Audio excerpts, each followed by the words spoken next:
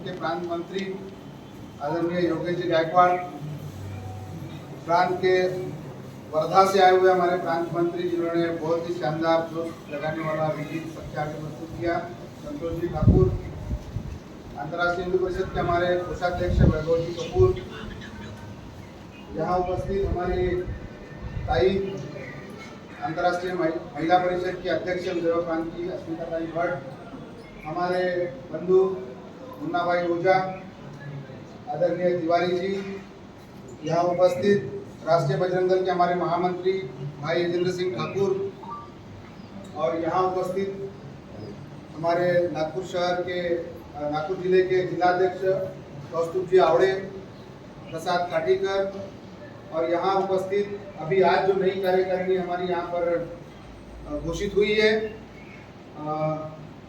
और यहाँ उपस्थित कन्हान के हमारे सारे साथी, सारे बजरंगी, सारे हिंदू प्रेमी, आपका मैं तहे दिल से डॉक्टर मोतीलाल चौधरी अंतर्राष्ट्रीय हिंदू परिषद कार्याध्यक्ष तहे दिल से स्वागत करता हूँ। जय श्री राम।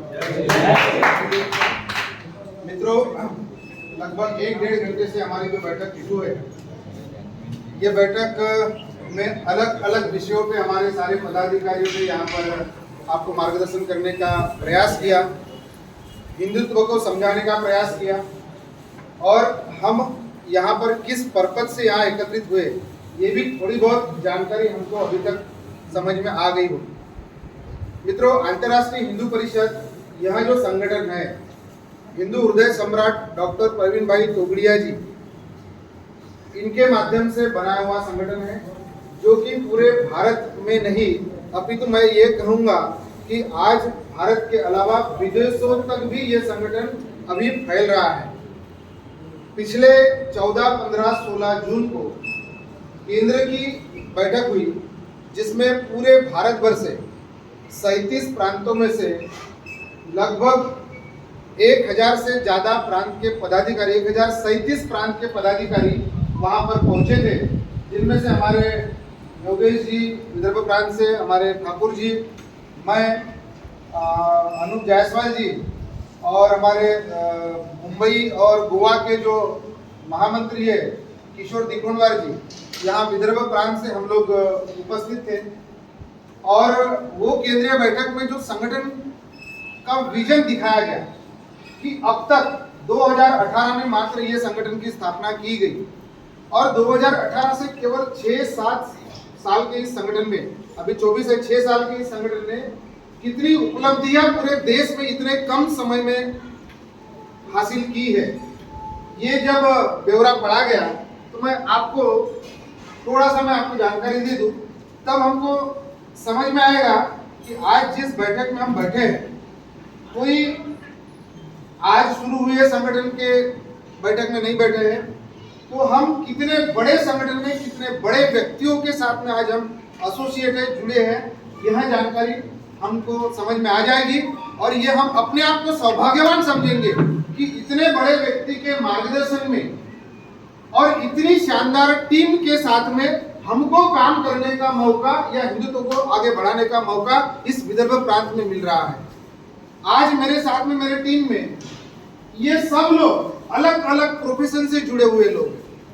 ठाकुर साहब, आप इंडोरामा में एक यूनियन लीडर के पद पर कार्य करते हैं, आप वहाँ नौकरी भी करते हैं। संतोष भाई का होटल का व्यापार है, अस्मिता ताई वास्तु विशेषज्ञ है और ज्योतिषाचार्य भी है, योगेश जी का खुद का जॉब है, खुद कैंटीन भी चलाते हैं, हमारे मुन्ना भाई ओझा, उनका भी एक काम है ना, और ऐसे कौस्तुभ जी आर्किटेक्ट है ना, प्रसाद जी भी आईटी सेक्टर में जॉब करते हैं। ये सारी जो टीम है, मेरा स्वयं का खुद का रियल एस्टेट का व्यापार है, मैं 2-4 सामाजिक संगठनों से भी जुड़ा हूँ। एक क्षत्रिय पवार संगठन है, उसका मैं राष्ट्रीय उपाध्यक्ष हूँ, राष्ट्रीय ओबीसी महासंघ है, उसका मैं शहर का उपाध्यक्ष हूँ। तो ये सब अलग अलग माध्यम से आए हुए लोग हैं, कोई एक प्लेटफॉर्म से या पहले से कहीं बस इसी के साथ में जुड़ा और यही काम कर रहा है, ऐसा कुछ भी नहीं है। अपना अच्छा खासा किसी का व्यापार है, किसी की नौकरी है, किसी का धंधा है, वो सब करते हुए संगठन के लिए, हिंदुत्व के लिए समय देने के लिए अपना 1 घंटा, 2 घंटा, 4 घंटा देने के लिए ये सारी फौज मित्रों आपके सामने तैयार है। मैं थोड़ा सा केंद्रीय बैठक में जो गुप्त बताया गया था केंद्रीय पदाधिकारियों के माध्यम से, वो मैं आपके सामने प्रस्तुत करूंगा। मित्रों, संगठन की जो स्थिति है आज के तारीख में, ये अभी हम अगस्त महीने में बैठे हैं, 1.5 महीना पहले की स्थिति, 1.5 महीने में और विस्तार हुआ है। 34 प्रांत के कार्यकर्ता पूरे माउंट आबू के राजस्थान के केंद्रीय बैठक में वहां पर पहुंचे थे। कुल देश भर में 801 जिले हैं, उसमें से लगभग 500 जिलों में हमारी संगठन के माध्यम से समितियां बन चुकी है। 2500 ब्लॉक समितियां पूरे देश भर में उस समय तक बन चुकी थी। 7105 कुल समितियां टोटल मिलाकर के पूरे देश भर में अभी तक बन चुकी है। 75 स्थान के हमारे प्रशिक्षण वर्ग हुए थे, जो अलग अलग विभाग प्रशिक्षण वर्ग हमने लिए थे, जिला प्रशिक्षण वर्ग लिए थे। अभी ये जिला बैठक है, इस बैठक में हम संगठन की जानकारी, संगठन के साल भर का एजेंडा क्या होगा, क्या क्या काम करना है, क्या क्या कार्यक्रम हम लेते हैं, ये इस बैठक का उद्देश्य होता है। उसके बाद 2028 कार्यकर्ताओं ने वो 75 स्थान में जो प्रशिक्षण वर्ग हुए थे उनमें भाग लिया था और प्रशिक्षित हुए थे। 4198 हनुमान चालीसा केंद्र पूरे देश भर में चल रहे थे उस समय तक, और अभी आगामी दिसंबर महीना तक भाई साहब का एक टारगेट है कि पूरे देश भर में 1 लाख हनुमान चालीसा केंद्र के माध्यम से 2 करोड़ हिंदू परिवारों को अपने साथ में जोड़ना। लगभग 1 करोड़ मतलब 5 लाख रुपए की हिंदू रक्षा निधि उस समय जमा हुई थी।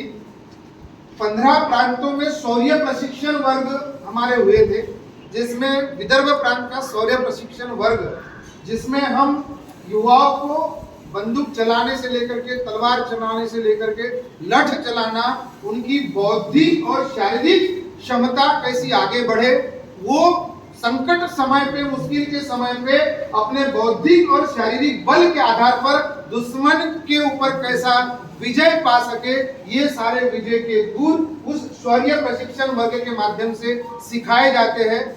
पिछले जून महीने के पहले सप्ताह में हमने नागपुर में बूटीबुरी में विदर्भ प्रांत का शौर्य प्रशिक्षण वर्ग लिया था, जिसमें लगभग 70-80 पूरे विदर्भ के युवाओं ने, बजरंगियों ने उसमें भाग लिया। आगामी वर्ष से, मतलब इस वर्ष से हम शौर्य प्रशिक्षण वर्ग ठंडी के दिनों में भी लेने का संगठन के माध्यम से विनती किए हैं। तो 4-5 दिनों का शौर्य प्रशिक्षण वर्ग आगामी दिवाली के बाद में, शायद नवंबर-दिसंबर में भी पूरे विदर्भ प्रांत के लिए शेड्यूल आएगा, तब हम यहाँ तक पूरी जानकारी देंगे। तो इस क्षेत्र से भी हमारे ज़्यादा से ज़्यादा संख्या में युवा उस प्रशिक्षण में भाग लेंगे, और उसमें 1020 बच्चों ने उस शौर्य प्रशिक्षण क्षेत्र में, शौर्य प्रशिक्षण शिविर में हिस्सा लिया था। 1020 बच्चे वहां पर प्रशिक्षित हुए थे। तो इस प्रकार अभी इस संगठन की स्थिति पूरे देश भर में मजबूत हो चुकी है। पिछले बार आसाम में एबीवीपी और एनएसयूआई और हमारे संगठन का एक संगठन है छात्राओं के लिए, राष्ट्रीय छात्र परिषद, है ना, आरसीपी। तो वहां पर जब छात्र संगठन के चुनाव हुए तो हमारे लिए बड़ी अचीवमेंट रही कि हमारे राष्ट्रीय छात्र परिषद ने कई साल पुराने एनएसयूआई और एबीवीपी इस संगठन को मतलब हरा करके राष्ट्रीय छात्र परिषद ने वो छात्र का चुनाव मित्रों जीता था। एक देश भर में हमारे इस नए संगठन की एक बहुत बड़ी मिसाल थी। कोविड काल में इस संगठन के माध्यम से पूरे देश भर में 25,000 से ज्यादा जगह पर भंडारे चलाए गए, 25 लाख से ज्यादा लोगों को मास्क वितरित किए गए, अलग अलग क्वारंटाइन किए हुए लोगों को भी खाना वितरित किया गया। ऐसे इस तरह से समाज सेवा का कार्यक्रम संगठन के माध्यम से बहुत बड़े पैमाने पर किया गया, और इस कार्यक्रमों की संख्या को ध्यान में रखते हुए उस वक्त बीबीसी वर्ल्ड न्यूज चैनल ने एक न्यूज चलाया था कि हिंदुस्तान में इस समय अगर कम समय में सबसे ज्यादा हिंदुत्ववादी संगठन अगर आगे बढ़ने वाला कोई अगर है तो वो है अंतरराष्ट्रीय हिंदू परिषद करके। ये हमारे लिए गौरव की बात है। मित्रों, आज अंतरराष्ट्रीय हिंदू परिषद के माध्यम से पूरे देश भर में 14 आयाम काम कर रहे हैं। जिन 14 आयामों के माध्यम से समाज में जुड़ा हुआ वो हर एक वर्ग, चाहे वो हमारा एक 7-8 साल का बच्चा क्यों ना हो, चाहे 17-18 साल की बच्ची क्यों ना हो, 18 साल का नौजवान हो, 25 साल का व्यक्ति हो, 50 साल का व्यक्ति हो, 65 साल का व्यक्ति हो, हमारी महिला हो, बच्ची हो, युवा हो, बच्चा हो, हर वो वर्ग, एडवोकेट हो, व्यापारी हो, हर वो वर्ग किस तरह से संगठन में आए और वो संगठन में हिंदुत्व को जगाने के लिए सेवा कर सके, उसकी व्यवस्था आदरणीय डॉक्टर प्रवीण भाई टोंगड़िया जी ने की हुई है। जिनमें सबसे पहला जो हमारा संगठन है वो है अंतरराष्ट्रीय हिंदू परिषद, जिसको अंग्रेजी में हम AHP लिखते हैं। किसी किसी के दुपट्टे पे AHP लिखा होगा, है ना। अंतरराष्ट्रीय हिंदू परिषद, AHP का शॉर्ट मतलब हिंदू परिषद का शॉर्ट फॉर्म AHP लिखते हैं हम। दूसरा राष्ट्रीय बजरंग दल, है ना, युवाओं को जोड़ने के लिए, जो एग्रेसिव युवा है, जो कुछ करना चाहते हैं अपने राष्ट्र के लिए, अपने परिवार के लिए, अपने क्षेत्र के लिए, तो ऐसे एग्रेसिव युवाओं के लिए जो समाज की समस्याओं को लेकर के रास्ते पे आना चाहते हैं, आंदोलन करना चाहते हैं, उन युवाओं के लिए राष्ट्रीय बजरंग दल। हमारी जो महिला है, महिलाओं को संगठन बहुत अच्छे तरीके से समझ में आता है, वो घर में बहुत अच्छे तरीके से अपने बच्चों को संस्कार दे सकती है, परिवार में विचार परिवर्तन कर सकती है। इसलिए राष्ट्रीय महिला परिषद की स्थापना भाई साहब ने करी, जिसकी विदर्भ प्रांत की यहाँ पर अध्यक्ष हमारे बीच में ताई अस्मिता ताई यहाँ पर उपस्थित है। मित्रों, इसके बाद आता है राष्ट्रीय छात्र परिषद, जिसको हम RCP कहते हैं। अगर कॉलेज या स्कूल में पढ़ने वाला, हाई स्कूल या सीनियर जूनियर कॉलेज में पढ़ने वाले युवा छात्र है, तो उनको भी हिंदुत्व के साथ में जोड़ने के लिए राष्ट्रीय छात्र परिषद ये संगठन काम करता है। युवतियों को जोड़ने के लिए ओजस्विनी करके संगठन काम करता है, और व्यापारियों को जोड़ने के लिए राष्ट्रीय व्यापारी परिषद करके काम करता है। किसानों की समस्या पूरे देश भर में सुलझाने के लिए अपने क्षेत्र में क्या क्या समस्या है वो भी सरकार तक उनकी आवाज बुलंद करने के लिए राष्ट्रीय किसान परिषद काम करता है। मजदूरों की समस्या बहुत सारी होती है, ग्रामीण क्षेत्र में बहुत सारे लेबर वर्क यहाँ पर रहते हैं, माइंस है, बहुत सारी इंडस्ट्री है आजू बाजू में, उन लेबरों की अगर समस्या होगी तो राष्ट्रीय मजदूर परिषद भी यहाँ पर काम करने के लिए आपके लिए यहाँ पर उपस्थित है। हमारे युवाओं को काम करते हुए कोई आपत्ति आती है, कोई समस्या क्रिएट होती है, अगर कानूनी पेश में अगर हमारा युवा फंस जाता है, उसकी कानूनी लड़ाई फ्री में लड़ने के लिए हिंदू एडवोकेट फोरम का निर्माण भाई साहब ने किया है। कोई आदिवासी व्यक्ति की अगर हमारी समस्या है तो नेशनल ट्राइबल समिति करके हमारे अंतरराष्ट्रीय हिंदू परिषद की एक शाखा है। उसके अलावा मित्रों ऐसे बहुत सारे अलग अलग विभाग है काम करने के लिए। और हाल ही में जो आज हमारा युवा गांव से आया, शहर में रहने लगा, अपनी संस्कृति को भूलने लगा। हम जब बचपने में गांव में रहते थे, आप सबको पता है, हमारे घर में जब खाना बनता था, या अभी कर्नाटक मान लो थोड़ा सा गांव से रिलेटेड एरिया है तो शायद यहाँ हो भी जाता होगा, सबसे पहले जब खाना बनता था तो हमारी माता जी, हमारी बहन, हमारी दादी माँ गाय के लिए थाली निकालती थी। सबसे पहले गाय के लिए वो थाली जाती थी। गाय जब भोजन करती थी उसका पाव पे पानी हम डालते थे, नमस्कार करते थे, उसके बाद में हम सब लोग घर में खाना खाते थे। शायद तिवारी जी को भी पता है, और हमारे यहाँ जो बड़े लोग हैं उनको भी पता है। मुझे भी याद है, मेरे घर में भी गाय थी, मैं भी गाय चराया करता था। तो कहने का तात्पर्य ये आज कहीं ना कहीं हम भूल चुके हैं। हमारे घर में जब सुबह उठते थे तो नहा धो करके सबसे पहले पूजा पाठ, आरती पूजा करके उसके बाद में हम भोजन या नाश्ता करके घर से बाहर निकलते थे। आज अगरबत्ती लगाना भी भूल जाते हैं, ठीक है। शाम को जब घर से कितना भी थक करके आए, फिर आरती पूजा पाठ करके हम भोजन लेते थे और उसके बाद में विश्राम किया, बाकी का काम हम करते थे। क्या मैं सही बोल रहा हूँ? आज कहीं ना कहीं तो हमारी ये संस्कृति हम भूल चुके हैं, और हम पाश्चिमात्य संस्कृति को, पाश्चिमात्य संस्कृति मतलब क्या है, धर्म के माध्यम से जो डाला हुआ हमारे ऊपर कहीं ना कहीं विचारों के विचार बदल करके हमारे अंदर उनके धर्मों के प्रति जो अट्रैक्शन पैदा किया जा रहा है, वही एक पाश्चिमात्य संस्कृति है जो क्रिश्चियन मिशनरी चलाते हैं धीरे धीरे। और आज मुसलमान लोग भी धीरे धीरे वो विचारों का प्रभाव आज हमारे ऊपर डाल रहे हैं, हमारे युवाओं को भी डाल रहे हैं। इसलिए हम देखते हैं कि संदर्भ में हमारे मुसलमानों से ज्यादा वहाँ पर हिंदुओं की संख्या ज्यादा दिखती है। अभी उर्स चल रहा होगा, उर्स में हमारे वो मुसलमानों से ज्यादा हिंदुओं की संख्या वहाँ पर ज्यादा चलती है। अभी छोटा ताजबाग में देखो, वहाँ पर बड़े बड़े रैली या बड़े बड़े ये निकल रहे हैं, पोस्टर होर्डिंग पे देखो हिंदुओं के हमारे नाम बहुत ज्यादा चमकाने के लिए वहाँ पर उनके ये दिखेंगे, मुसलमानों के वहाँ पर फोटो कम दिखेंगे। ये हमारा हिंदू भाई आज उनके विचारों से प्रभावित होकर के हमारी संस्कृति को और हमारे विचारों को कहीं ना कहीं भूलते जा रहा है। और इस वजह से आज जो केरल स्टोरी करके एक पिक्चर आपने देखा होगा, ठीक है, केरल स्टोरी में जो दिखाया वो जो हिंदू लड़की होती है वो कैसे वो क्रिश्चियन और मुसलमान लड़की के बहकाव में आकर के वो विचारों की गुलाम बन जाती है और वो बहकाव में आकर के आज 60,000 से ज्यादा उस स्टेट की लड़कियां आज मित्रों धर्म परिवर्तन करा करके वहां से बाहर निकल चुकी है और जिहादी गतिविधियों में शामिल हो चुकी है। ये सच्चाई है। वो जो पिक्चर बनी सच्चाई के आधार पर बनी है ना। वहां तो पिक्चर में सेंसर बोर्ड की बहुत सारी लगाम होती है, करके काट छाट करके दिखाया जाता है, लेकिन एक्चुअली हकीकत बहुत बेकार है मित्रों। आज इस देश में जिस हिसाब से प्लानिंग चल रही है कि 2047 में इस देश को मुस्लिम राष्ट्र बनाना है, ये प्लानिंग 100% उनका बच्चे से लेकर के उनका व्यापारी से लेकर के उनका एडवोकेट से लेकर के उनका जज तक इस प्लानिंग में पूरा शामिल है। उनका डॉक्टर भी इस प्लानिंग में शामिल है। इसका जीता जाग का उदाहरण शायद अगर आपको पता होगा, आज से 6 महीना पहले एनआईए ने जबलपुर में छापेमारी करी। उस समय पूरे मीडिया में वो आ गया कि एनआईए ने छापेमारी करी तो 2 हाई कोर्ट के वकीलों को पकड़ा गया। उनके पास सारे के सारे वो दस्तावेज मिले कि 2047 में इस भारत देश को कैसे हम मुस्लिम राष्ट्र बनाएंगे, कैसा उनका एजेंडा है, कहां पर वो टारगेट करेंगे। वो हर एक वो शहर में उन्होंने अपने गुर्गे, अपने आदमी, अपने लोग पूरे प्लानिंग के साथ बिछा रहे हैं और बिछा चुके हैं मित्रों। अभी हाल ही में 1 महीना पहले शायद पुणे में छापेमारी हुई है ना, कि आपने देखा होगा। वहां एक बहुत बड़े डॉक्टर इस प्लानिंग में शामिल थे, है ना। एक सीरियल बॉम्ब ब्लास्टिंग की प्लानिंग की जा रही थी, उसमें एक डॉक्टर शामिल थे। ये न्यूज चैनलों में और इसमें ये पूरा न्यूज आया।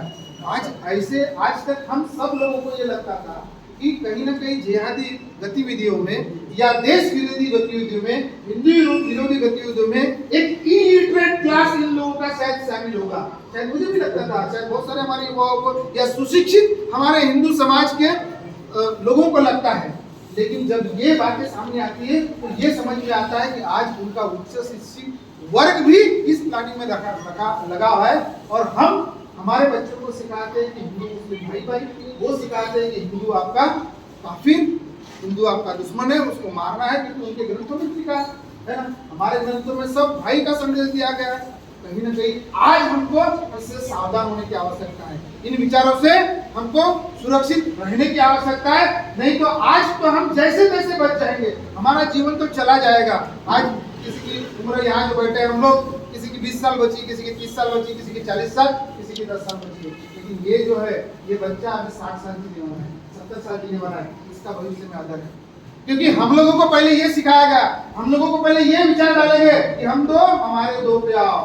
बाद में ये सिखाया गया कि मुला अपेक्षा मुलगी बरी, प्रकाश देते दोनी घरी। और अब ये सिखाया जाता है उच्च शिक्षित वर्गों को, क्योंकि हमारा उच्च शिक्षित बेटा जो है, हमारी उच्च शिक्षित बेटी जो है, जो माँ बाप कर्म करके, काबाड़ कष्ट करके, खून का पानी बना करके वो बच्ची को सिखाता है पिताजी, वो बच्ची को सिखाता है माता, और रोजंदारी करेगी, लेकिन उसको आईटी इंजीनियर बनाएगी, उच्च शिक्षा के लिए पुणे भेजेगी, बेंगलोर भेजेगी, हैदराबाद भेजेगी, और वो बच्ची को संस्कारों से भूल गई, पहले घर से बाहर चले गई और उन विचारधाराओं के साथ में मिल जाती है, और फिर कहीं ना कहीं उन लोगों के साथ में मिल करके शादी भी अगर मान लो अपने परिवार में भी, अपने धर्म में भी अगर हो भी गई, तो ऐसे विचारों से प्रभावित होती है, क्योंकि वो भी काम में 50,000 लाख रुपए की सैलरी कमाने में मशगूल, ये भैया भी 50,000 लाख रुपए सैलरी कमाने में मशगूल, खाना बनाने के लिए नौकरानी, पोछा लगाने के लिए नौकरानी, और बच्चे कौन पैदा करेगा, उसका करेगा कौन, पॉटी कौन साफ करेगा। ये एक्चुअली क्वेश्चन मार्क उच्च शिक्षित में आ रहा है, और बोलते हैं अरे पैदा करने से दत्तक ले लेंगे, जाने दो ना। ये विचार आज हमारे युवाओं में बोया जा रहा है मित्रों। कहीं ना कहीं तो भी धीरे धीरे हमारा अस्तित्व खतरे में आ रहा है। आज वो लोग 5, 6, 10, 15 नहीं 25 बच्चे एक बीवी से अगर नहीं हो रहे, 4 बीवी करके कर रहे हैं। आज हम बड़ी मुश्किल से एक पे आए थे, अभी वो भी नहीं कर रहे हैं। तो ये एक हमारे समाज की शोकांतिका है, इसमें भी हमको ध्यान देने की जरूरत है, नहीं तो कल वो अस्तित्व खतरे में आने के लिए इसलिए आज हमको डॉक्टर प्रवीण भाई टुकड़िया जी जैसे कट्टर हिंदुत्ववादी व्यक्ति के विचारों के साथ जुड़ना पड़ेगा। ये हमारी जरूरत बोलो या मजबूरी बोलो, हमको आना ही पड़ेगा अगर हमारे बच्चों का अस्तित्व बचाना है। तो क्या मैं सही बोल रहा हूँ मित्रों? आज हमको समय की जरूरत है। आज हम देखते हैं अभी थोड़ी देर पहले तिवारी साहब ने एक विषय पे प्रकाश डाला कि हमारी शिक्षा स्कूलों में नहीं दी जा सकती। पता है क्यों? क्योंकि डॉक्टर बाबा साहेब भीमराव अंबेडकर ने जब संविधान का निर्माण किया था पूरे समिति के साथ में, उसमें ये सारे अधिकार दिए थे सभी धर्मों के लिए, सभी जाति के लिए, सभी व्यक्तियों के लिए, उनके धर्म और जाति और इसके हिसाब से सारे अधिकार दिए हुए थे। लेकिन जब पंडित जवाहरलाल नेहरू जी इस देश के पंतप्रधान हुए थे, उन्होंने आर्टिकल 30 करके एक आर्टिकल है संविधान में, उसमें ये दिया गया था कि सारे धर्मों के अंतर धार्मिक शिक्षा दी जा सकती है। ठीक है, जैसे हिंदुओं के मंदिरों में धार्मिक शिक्षा दी जा सकती है, मुसलमानों के मदरसे में उनकी धार्मिक शिक्षा दी जाती है। ठीक है, वैसे हमारे क्रिश्चियन है या बाकी जो गुरुद्वारा है पंजाबी लोगों के, वहां पर उनकी धार्मिक शिक्षा दी जाती है। ये धार्मिक शिक्षा देने की स्वतंत्रता आर्टिकल 30 में दिया गया था। फिर उन्होंने ये प्रयास किया कि आर्टिकल 30 ये बनाओ। उसके अलावा वो आर्टिकल 30 में क्या था कि मुस्लिम, सिख, ईसाई है ना, मुस्लिम, सिख, ईसाई, इनको धार्मिक शिक्षा देने की आजादी रहेगी उनके धर्मस्थल पर। उनके धर्मस्थल पर जो डोनेशन आएगा, जो पैसा आएगा, उसका हिसाब किताब कोई सरकार नहीं लेगी। लेकिन हिंदू मंदिरों में हिंदू देवी देवताओं की जगह पर धार्मिक शिक्षा नहीं दी जाएगी। इनके धर्मस्थलों पे जो दान पेटी में पैसा आएगा, उसका अधिकार उस गवर्नमेंट को रहेगा। कभी भी गवर्नमेंट उसकी दान पेटी खोल लेगी और पैसा अपने तिजोरी में लेके चले जाएगी, है ना।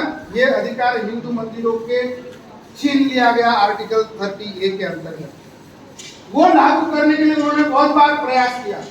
सरदार वल्लभ भाई पटेल ने उस समय उनका विरोध किया, लेकिन 1962 का वो काल था कि वो समय पे जब सरदार वल्लभ भाई पटेल निकल गए, चले गए, और इन्होंने इमीडिएट संसद में वो कानून प्रस्ताव पारित करके आर्टिकल 30A लागू करवाया। और तब से मित्रों आज हमारे मंदिरों के पैसे में करोड़ों रुपए का दान आता है, लेकिन उनके लिए बोर्ड या बाकी सुविधाओं के लिए 2 लाख 2.5 लाख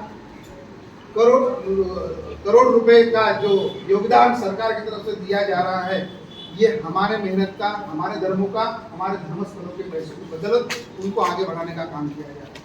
कहीं ना कहीं इसके विरोध में भी हमको एकत्रित आना पड़ेगा, कहीं ना कहीं ये अंधकार से हमको जागना पड़ेगा मित्रों। इसलिए आज अंतर्राष्ट्रीय हिंदू परिषद की आवश्यकता है, इसलिए आज राष्ट्रीय बजरंग दल की आवश्यकता है, इसलिए आज राष्ट्रीय महिला परिषद की आवश्यकता है।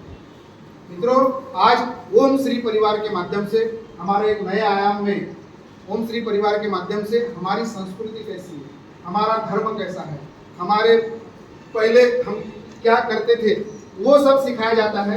तो अभी अभी जो अलग अलग प्रकार से धर्म परिवर्तन का काम बाकी के मिशनरियाँ करती है, तो वो कैसे हमारे लोगों को बदलाती है ना। तो उसके लिए भाई साहब ने एक बहुत सुंदर आयाम पिछले राष्ट्रीय बैठक में उन्होंने निकाला, जिसको ओम श्री परिवार कहते हैं। तो इस परिवार में क्या करते हैं, उसके मैं कुछ पढ़ करके बताता हूँ क्या हमारे कार्य है। देखिए, ओम श्री परिवार हर एक व्यक्ति को धन, यश, आरोग्य और आनंद चाहिए होता है। सनातन वैदिक हिंदू धर्म हर व्यक्ति को ये सभी देने की व्यवस्था देता है। हम ओम श्री परिवार के द्वारा हर व्यक्ति को धन, आरोग्य, आनंद उसका बढ़े, उस प्रकार के सारे उपाय सिखाते हैं। उसमें क्या क्या सिखाने वाले हैं कि घर में हर रोज भगवान की पूजा करें। एक व्यक्ति पूजा करते हैं तो अन्य व्यक्ति घंटी बजाकर भगवान को नमस्कार करे और फूल चढ़ाए। भगवान की पूजा में विघ्नहर्ता श्री गणेश जी, भगवान महादेव शिव जी, देवी दुर्गा मैया, भगवान कार्तिकेय स्वामी, भगवान विष्णु जी, देवी महालक्ष्मी, भगवान हनुमान जी अपनी कुल देवी हो। तो इस उपरांत अपनी कुल परंपरा और स्थानिक देवताओं की पूजा हम साथ में हाथ जोड़कर कर सकते हैं। हर व्यक्ति सुबह उठकर धरती माता को सबसे पहले प्रणाम करे, माता कुलदेवी को प्रणाम करे, माता पिता और घर के वरिष्ठ को चरण स्पर्श करे, भगवान की पूजा करे, तुलसी को पानी डाले, चिड़िया को दाना पानी देवे, दिन में गाय की पूजा करे, गाय को रोटी दे, ताजा हरा घास खिलाए, दिन में किसी भी मंदिर में जाकर के भगवान को नमस्कार करे और शाम को घर में भगवान के लिए दीप और धूप जलाए। हर शुक्रवार शाम को गरीब वृद्ध महिला को कुछ न कुछ ताजा खाना अवश्य खिलाए। शनिवार शाम को गरीब वृद्ध पुरुष को कोई तली हुई ताजा चीज, उदाहरण के नाते मान लो पकोड़ा या कोई बड़ा वगैरह दीजिए। ठंडे का मौसम हो तो शाल, स्वेटर, ब्लैंकेट या बारिश हो तो छाता वितरित करे। गर्मी के मौसम में सर के लिए टोपी दे या पानी की बोतल दे। ठंड में अन्य गरीब लोगों को, परिवारों को गर्म कपड़ा या कंबल दे। और हर सुबह हम उठ करके कम से कम 11 बार भगवान का नाम ले। उसमें कुछ मंत्र दिए हैं, जैसे कि ओम श्री गणेशाय नमः, ओम नमः शिवाय, ओम कार्तिकाय नमः, ओम श्री विष्णवे नमः, ओम हम हनुमंते नमः, ओम गुरुनि सूर्याय नमः, ओम श्री महालक्ष्मी देवे नमः, ओम दुर्गा देवे नमः, ओम कुल देवे नमः। इनमें से कोई भी एक मंत्र को आप इकट्ठा कर ले और 11 बार हर रोज बोले। घर में वास्तु के सादे उपाय कुछ सुझाए गए हैं, जैसे कि भगवान का मंदिर हो या मूर्ति ईशान्य कोने पर रखना अनिवार्य है। तुलसी को हर दिन जल चढ़ाना अनिवार्य है। दक्षिण की ओर पाव करके कभी ना सोए। अगर हो सके तो पूर्व की ओर पाव हो। घर में कूड़ा कचरा, टूटे हुए बर्तन, फटे कपड़े, टूटी चप्पल आदि ना रखे। घर में झगड़े, गाली गलौज को टाले। उत्सव भी मनाए। हर उत्सव आनंद से लेकिन सादगी से मनाए। गरीबों को मिठाई खिलाए। स्कूली गरीब बच्चों को नोटबुक, पेन, पेंसिल, चित्र, कलर बॉक्स, ब्रश दे। उनका आनंद आपका भी आनंद द्विगुणित करेगा। परिवार के साथ देश दुनिया घूमने जरूर जाए और इस तरह से ओम श्री परिवार का काम आगे बढ़ाए। तो ये सारे जो काम यहाँ पर भाई साहब ने दिए हुए हैं, मुझे लगता है कि ये इनमें से लगभग 99% कार्य हम बचपने में करते थे। आज कहीं न कहीं तो भी हमारे माध्यम से ये कार्य छूट गए हैं। बढ़ती दौड़ भाग, आधुनिक युग, पाश्चिमात्य संस्कृति का जुगुरजोर, क्योंकि हर घंटे, हर सेकंड, हर मिनट पे इलेक्ट्रॉनिक मीडिया हमारे दिल और दिमाग में छाया हुआ है। उसमें सबसे ज्यादा पाश्चिमात्य संस्कृति हावी है। इसलिए कहीं ना कहीं तो भी हम हमारी सनातन वैदिक संस्कृति को धीरे धीरे भूलते जा रहे हैं। और इसलिए आज डॉक्टर प्रवीण भाई तोगड़िया ने फिर हम हमारे वैदिक संस्कृति की तरफ आए, फिर हम हमारे संस्कारों की तरफ आए। और इसलिए मित्रों ओम श्री परिवार की स्थापना करी है। आप सब इस परिवार के माध्यम से जो डायरेक्शंस दी गई है, ये डायरेक्शंस को पढ़ेंगे। कुछ पॉम्पलेट होंगे तो मैं दे दूंगा, या आप बाद में जेरॉक्स निकाल सकते, सबसे बांट लेंगे। तो इस तरह से हमको कार्य करना है। अभी हमारे देश में 1 लाख हनुमान चालीसा केंद्र का भाई साहब ने पूरे देश भर में टारगेट दिया है। पूरे विदर्भ प्रांत की टोली ने मिल करके हमने 500 हनुमान चालीसा केंद्र का टारगेट केंद्र में दिया है कि पूरे विदर्भ में आगामी दिसंबर तक हम 500 हनुमान चालीसा केंद्र खोलने जा रहे हैं। उसका प्लानिंग क्या है? अगर एक हनुमान चालीसा केंद्र में मान के चलो 5 लोग भी आते हैं, धीरे धीरे पहले बार 5 लोग आएंगे, धीरे धीरे रेगुलर करेंगे तो 25 लोग आएंगे। एक हनुमान चालीसा केंद्र में अगर 25 लोग रेगुलर हर शनिवार या हम हर मंगलवार आ रहे हैं, हम इस कन्हार कामठी क्षेत्र में अगर मान के चलो आपने 25 हनुमान चालीसा केंद्र खोल लिया, मैं 25 की बात कर रहा हूँ, यहाँ बैठे हमारे सारे पदाधिकारी मिलकर के, क्या एक व्यक्ति एक हनुमान चालीसा नहीं खोल सकता? क्या एक हनुमान चालीसा केंद्र नहीं खोल सकता? क्या खोल सकता है? नहीं खोल सकता? खोल सकता है ना। एक की बात करता हूँ, है ना। 10 खोलेंगे तो बोनस है, लेकिन एक तो खोल सकता है। यहाँ हम 50 लोग बैठे, अगर हमने मान लो एक व्यक्ति ने एक हनुमान चालीसा केंद्र खोलने का टारगेट ले लिया अपने आप, प्रवीण भाई क्या बोल रहे हैं, मोतीलाल चौधरी या ब्रांड टीम क्या बोल रहे हैं, छोड़ दो, खुद का टारगेट ले लो। एक हनुमान चालीसा केंद्र खोल करके वहां 25 लोगों को भी अगर रेगुलर आप धीरे धीरे उनकी संख्या बढ़ाना शुरू कर दी, 50 बैठे लोगों के माध्यम से 50 हनुमान चालीसा केंद्र खुले, तो एक में 50 केंद्र में आने वाले समय में 6 महीने में कितने लोगों की संख्या आएगी? 25 50 सवा से मतलब 1250 हो गए ना। 50 के माध्यम से 1250 लोगों की संख्या। अब ये जो 1250 लोगों की संख्या हमारी आई, अगर ये 50 हनुमान चालीसा केंद्र के जितने भी लोग हैं, आज हमारे रजिस्टर में सबके नंबर आ गए, नाम आ गए, कभी कोई हमारे समाज के व्यक्ति के ऊपर, कोई हमारे हिंदू बहन के ऊपर, कोई हमारे भाई के ऊपर कोई आपत्ति आती है, कोई गौरक्षक के ऊपर अगर हमारी कोई आपत्ति आती है, अगर उस हनुमान चालीसा केंद्र प्रमुखों को हमने एक व्हाट्सएप कर दिया, एक मैसेज कर दिया कि भाई यहाँ पर तुरंत आपको आना है, 1250 लोग वो हमारे व्हाट्सएप अलग अलग ग्रुप में ब्रॉडकास्टिंग में जुड़े, ठीक है। एक ब्रॉडकास्टिंग में 250 लोग आ रहे हैं तो हम 7 ब्रॉडकास्टिंग बनाएंगे, ठीक है। 1250 लोगों को 10 मिनट में हमारा मैसेज चला गया, तो 15 मिनट में 1250 नहीं आएंगे, 500 तो आएंगे कि नहीं आएंगे। अगर 500 लोग उस पुलिस स्टेशन के सामने खड़े हो गए, वो जहाँ घटना हुई उस घटनास्थल पे खड़े हो गए, तो कोई भी प्रशासक होगा, कोई भी अधिकारी होगा, कोई भी एमएलए होगा, खासदार होगा, ये 500 लोगों की बात सुनेगा नहीं सुनेगा ना। फिर आगे चल के अगर कोई भी हमारा कारपोरेटर होगा, कोई भी अगर वहाँ का विधानसभा का अगर मान लो एमएलए होगा, तो ये 500 लोगों की बात सुनेगा कि नहीं सुनेगा।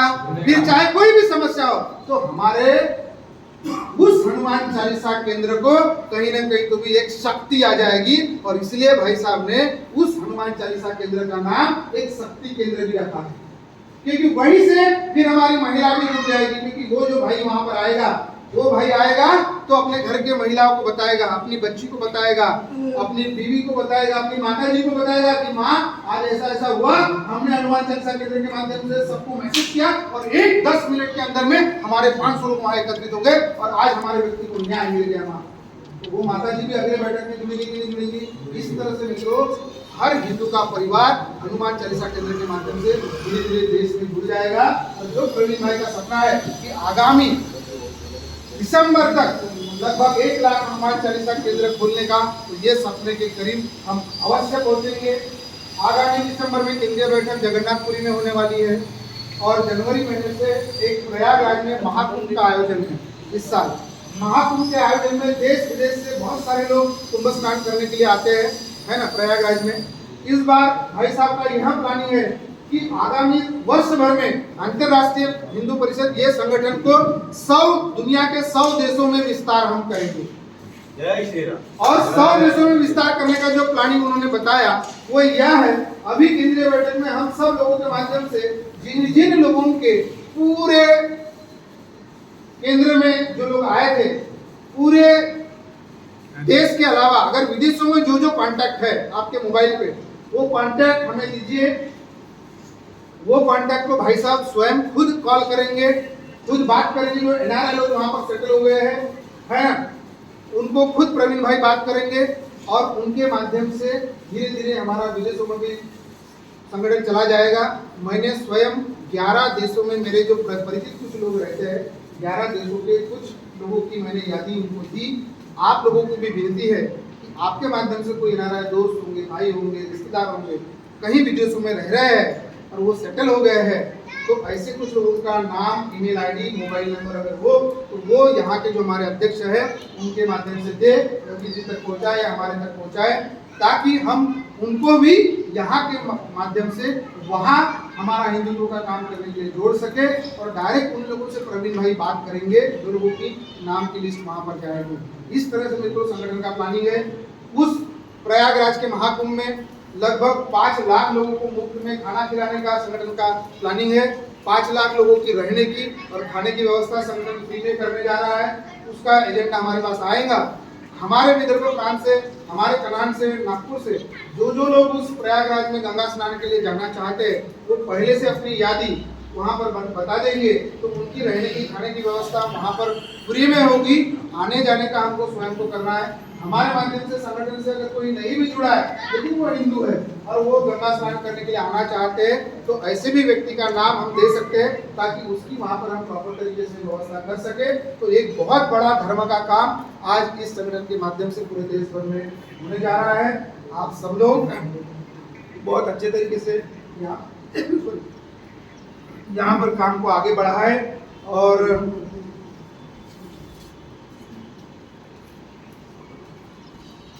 एक दूसरे को साथ में लेकर के चले। मैं परसों यहाँ पर आके गया, बहुत अच्छा लगा, बहुत अच्छा हनुमान चालीसा यहाँ पर होता है कनान में हर शनिवार को। लेकिन यहाँ पर कुछ हमारे ही बीच के कुछ हमारे आपस में लोगों को बांटने की कोशिश की जा रही है। आपको एक ही जानकारी दूंगा, प्रमुख होने के नाते, कार्याध्यक्ष होने के नाते आपको एक जानकारी दूंगा। यहाँ जो बैठी टीम है ये विदर्भ प्रांत की निर्णायक टीम है। केवल यहाँ पर अनूप जायसवाल जी जो हमारे राष्ट्रीय बजरंग दल के विदर्भ प्रांत के अध्यक्ष है वो अनुपस्थित है। बाकी ये सारी निर्णायक टोली है। कोई भी डिसीजन अगर लेते हैं विदर्भ प्रांत का, ये टोली पहले आपस में चर्चा करती है, केंद्र की टोली में वो निर्णय जाता है, उसके बाद में केंद्र से मंजूरी आती है और फिर इस टोली के माध्यम से जिले में मैसेज दिया जाता है। जिला अध्यक्ष यहाँ पर कौस्तुभ बावड़े जी है और जिला अध्यक्ष के माध्यम से फिर तालुका में मैसेज जाएगा, तालुका से विधानसभा में वार्ड में और वार्ड में फिर अपने अपने ग्राम समितियों में मैसेज जाएगा। ये इस संगठन को चलाने की रीति और चाली रीति है मित्रों। तो इस तरह से प्रोसेस से ये संगठन चलता है। यहाँ जो व्यवस्था की गई पदों की, ये केवल संगठन सुचारू रूप से चले इसलिए ये पद है। मैं कोई परमानेंट यहाँ पर कार्याध्यक्ष नहीं हूँ, केवल संगठन को एक सूत्र में बांधने के लिए कुछ पदों की नियुक्ति की जाती है। बाकी आज भाई साहब है, आप है, यहाँ आर इक्वल, हम सब लोग एक ही बिरादरी के हैं, एक ही समाज के हैं, केवल हिंदू समाज के हैं, एक ही उद्देश्य को लेकर के काम कर रहे हैं। बस हिंदू ही आगे, हिंदू का मान सम्मान है ना, जैसे यहाँ हमारा लिखा होगा हिंदू प्रॉस्पेरिटी, सेफ्टी, समृद्धि, सुरक्षा, सम्मान और स्वास्थ्य है ना, इसको लेकर के हम काम कर रहे हैं। तो हम सबका उद्देश्य एक है और हमारा नेता भी एक है और वो है डॉक्टर प्रवीण भाई टोंगड़िया जी। बस ये बैनर की तरफ देख करके हमको काम करना है। मोतीलाल चौधरी आज भाई नहीं है, योगेश गायकवाड़ आज भाई नहीं है, लेकिन संगठन ये कल भी था, आज भी है और कल भी रहेगा। हम सबको संगठन के लिए काम करना है, संगठन ही शक्ति है मित्रों। तो ये मैसेज आपको हमेशा ध्यान में रखना है। कोई कितना भी बोले, कुछ भी बोले, लेकिन संगठन क्या बोलता है, संगठन की टोली क्या बोलती है, क्योंकि एक व्यक्ति गलत हो सकता है, 10 व्यक्ति गलत नहीं हो सकते। तो हमने 10 व्यक्ति जो एक बात बोलेंगे उस बात को मानना है और संगठन को आगे लेके जाना है। इसलिए मेरे पास जब बीच में मैसेज आया था कि कुछ लोग व्हाट्सएप पे मैसेजेस दे रहे हैं, अपने लोगों को कुछ धमकाने का प्रयास कर रहे हैं कि वहाँ बैठक में चले जाओगे तो ऐसा होगा वैसा होगा, हम दूसरा संगठन स्थापित करेंगे, वहाँ पर हमसे जुड़ जाना, ऐसे कुछ मैसेजेस शायद आप लोगों के पास में कुछ दिन पहले आए थे। आपको कोई भी किसी भी प्रकार से कोई डरने की जरूरत नहीं है। आज ये जो बैठक हुई है इसका लाइव रिकॉर्डिंग है, जो भी रिकॉर्डिंग हुई यहाँ की सारी जानकारी कौन उपस्थित है क्या है। केंद्र के पास डायरेक्ट देवेश जी उपाध्याय, हमारी माला बहन रावल, हमारी क्षेत्रीय प्रभारी हमारे रंजन भाई भरवाड़ जी और हमारे डॉक्टर प्रवीण भाई टोंगड़िया जी तक ये जानकारी जाती है। इसलिए आप डायरेक्ट प्रवीण भाई टोंगड़िया जी के साथ में जुड़े हैं, ये आपको समझना है। यहाँ बीच में कोई भी नहीं है। जब प्रवीण भाई यहाँ आएंगे तो हम कनाक क्षेत्र में उनका प्रवास लेंगे। मैं खुद इस क्षेत्र में आप प्रवीण भाई को लेकर आऊंगा ताकि आप और भी ज्यादा संख्या में अपने भाइयों को बहनों को उनसे मुलाकात करा सकते हैं। डायरेक्ट भाई साहब से रूबरू आप होंगे, जितना मैं आपको विश्वास दिलाता हूँ। और हमारे इस संगठन को इस क्षेत्र में आजू बाजू के एरिया में ज़्यादा से ज़्यादा संख्या में लोग कैसे जुड़े उसके लिए आप प्रयास करें।